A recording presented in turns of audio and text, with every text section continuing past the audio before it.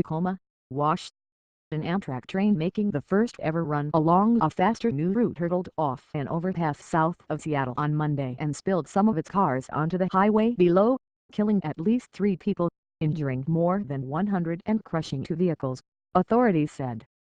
The attention quickly turned to the train's speed. The National Transportation Safety said late Monday night. Preliminary reports from the data recorder in the rear locomotive showed the train was going 80 miles per hour on a 30-mile-per-hour track. The NTSB said they will investigate why the train was traveling at that speed and other factors that may have led up to the crash. The NTSB also said crash prevention technology, known as Positive Train Control (PTC), was also not activated. 80 passengers, 5 crew members and 1 technician were aboard when the train derailed about 40 miles south of Seattle just after 7:30 a.m., Amtrak said. The State Patrol said Monday night 72 people were taken to area hospitals. Of those 10 patients were in serious condition and 1 of those patients was airlifted to Harbor Medical Center. This is a tragic event. On behalf of everyone at Amtrak, I want to express that we are deeply saddened by what happened here today, Amtrak spokesman Mark Magliari told reporters near the crash site Monday night. The NTSB will carry out an investigation and we'll wait for their findings. An official briefed on the investigation told the Associated Press that preliminary signs indicate that Train 501 may have struck something before going off the track about 40 miles 64 kilometers south of Seattle. The official was not authorized to discuss the investigation publicly and spoke on the condition of anonymity.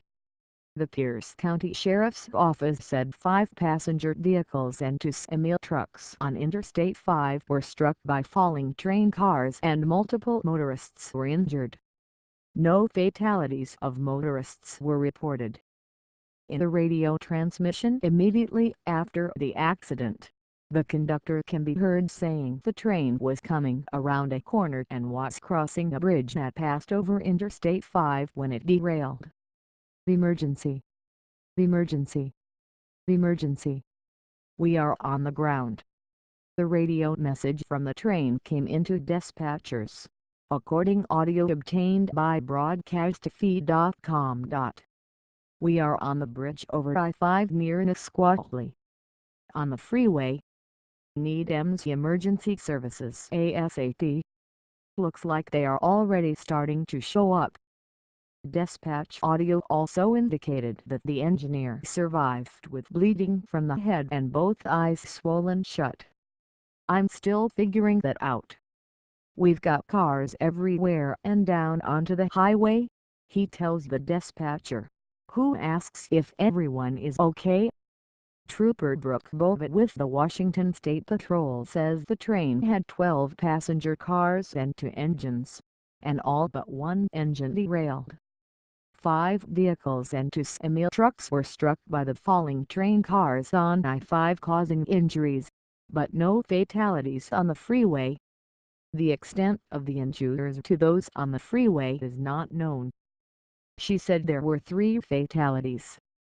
The Associated Press had earlier reported 6 dead, but Bova said there were 3. Bova and J. Sumerlin, the battalion chief with West Pierce Fire and Rescue, said all of the train cars have been searched. There were worries that more bodies would be found in the cars. The train was going more than 80 miles per hour about 1/4 mile before it entered a curve where the speed limit was much lower. A track chart prepared by the Washington State Department of Transportation shows the maximum speed drops from 79 miles per hour to 30 miles per hour for passenger trains just before the tracks curve to cross Interstate 5. The chart, dated February 7, 2017, was submitted to the Federal Railroad Administration in anticipation of the start of passenger service along a new bypass route that shaves 10 minutes off the trip between Seattle and Portland. It was not clear how fast the train was moving at the precise moment when it derailed. Kimberly Reason with Sound Transit, The Seattle Area Transit Agency that owns the tracks confirmed to the AP that the speed limit at the point where the train derailed is 30 miles per hour. Speed signs are posted 2 miles before the speed zone and just before the speed zone approaching the curve, she said. There were people screaming. Chris Carnes was on the train, 3 or 4 cars back from the front. We had just passed the city of DuPont and maybe 2 or 3 minutes after that and we felt a little bit of wobbling and then the next thing that we knew we were being catapulted into the seats in front of us and we could hear the train derailing and metal crunching, Chris Carnes told KOMO News Radio. There were people screaming. Everything was dark. We had to kick out the window in order to get off the train. Alexander Christensen, a 24-year-old exchange student at the University of Washington from Copenhagen, was going to Portland to visit the city for the day. I was just coming out of the bathroom when the accident happened. My car just started shaking really badly. Things were falling off the shelf. Right away, you knew that this was not something minor, he said. The back of his train car was wide open because it had separated from the rest of the train, so he and others were able to jump out to safety. He was at about the middle of the train, either the 6th or 7th car, he said, and was one of the lucky ones. Emma Schaefer was headed home to Vancouver, Washington, on winter break from the Cornish College of the Arts in Seattle and was napping when the crash occurred. She awoke to find her body at a 45-degree angle and her train car dangling from the overpass. Someone behind her was pinned by the legs, she said, and she and others who could walk exited the train by crawling onto a car underneath theirs that had been crushed. It felt oddly silent after the actual crashing. There was a lot of metal, a lot of screeching, a lot of being thrown around. It was very quiet. Then there was people screaming, Schaefer said. I don't know if I've actually heard the sirens, but they were there. A guy was like, hey, I'm Robert. We'll get you out of here. Daniela Fanalant, the 19-year-old from Southern California, was on the train taking a cross-country trip as part of her winter break. She said she was asleep when the accident happened. Suddenly there was just a jolt, and I didn't know what was happening, Fanalant said. She slammed into the seat area in front of her, and the windows exploded, said Fanalant, who was treated and released from a hospital with a possible concussion. 4 hospitals say 50 patients were taken to hospitals in Pierce and Thurston counties, said Carrie Evans, Communications and Government Affairs Director of Kite Franciscan Health. 20 of those patients went to Madigan Army Medical Center where 9 were in serious condition, according to a hospital spokesperson. The other 11 patients were in fair and stable condition.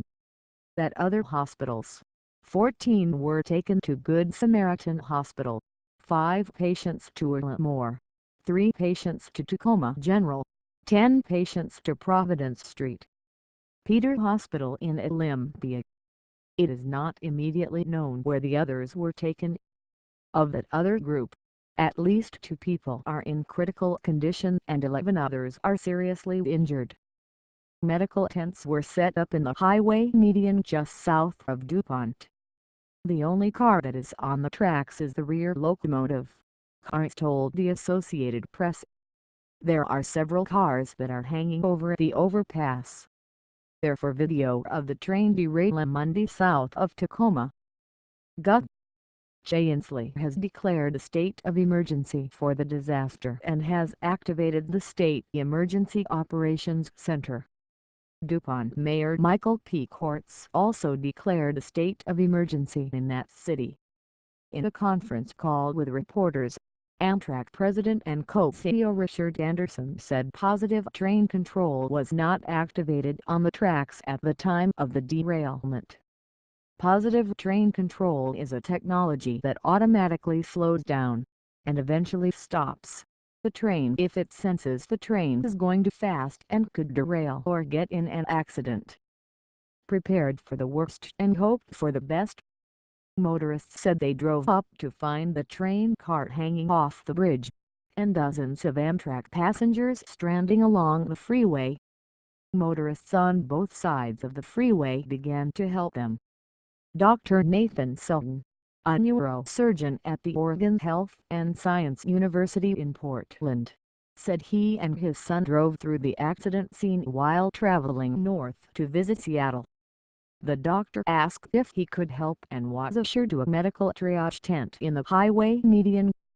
The most seriously injured had already been whisked away, but the patients he helped appeared to have open head wounds and skull, pelvic or leg fractures, as well as small cuts and neck sprains, he said. He called it a miracle that an infant child he saw from the scene appeared completely unharmed. Daniel Konzelman, 24, was driving parallel to the train on his way to work as an accountant in Olympia. He was about 30 seconds ahead of the train on the freeway when he saw it derail. Konzelman, who was driving with his girlfriend, parked his car and grabbed some boots and headlamp. He said he climbed a tree that had fallen and stepped into a train cart through a window. There was broken glass everywhere. So the trains, a lot were tipped over on the side and some of them, the roofs had ripped or collapsed, he said. First two were fine, we just walked in. Then he and his girlfriend entered a train car with a collapsed wall. So we had to belly crawl through, he said. It's dark. It's eerie, he said. It sort of felt like war. What I imagine that to be like. He said they tried to comfort people and keep them calm. Some couldn't move because of their injuries or were pinned under wreckage. I just wanted to help people because I would want people to help me, Konzelman told the Associated Press. I'm an Eagle Scout. I have a lot of first aid training and emergency response training.